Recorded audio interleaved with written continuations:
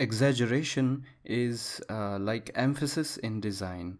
It is all about making it loud, make it loud so it stands out.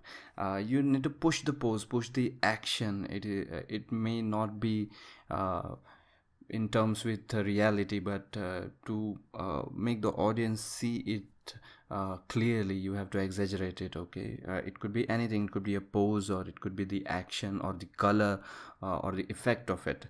All right, basically you have to push any relevant property to make that particular animation or object stand out. Okay, it's like on your face, that this is it, this is, you have to make it big.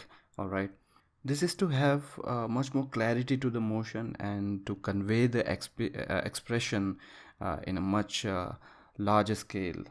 It also adds a variety to otherwise monotonous actions, and convey your message in a better way. Like in this example, you can see that all the cubes are popping in the row of cubes, and in the normal one, we have a distinguishing character, uh, like the yellowness, the color of the cube in the middle.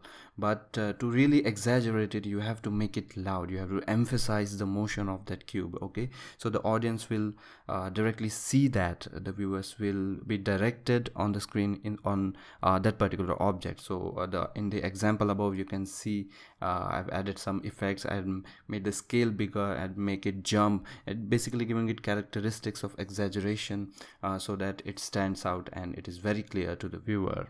So basically, exaggeration is exactly as it sounds. It is to exaggerate, to make it loud, to make it louder, clearer, and bolder in action, color, or any property. Okay, I hope that cleared up exaggeration for you.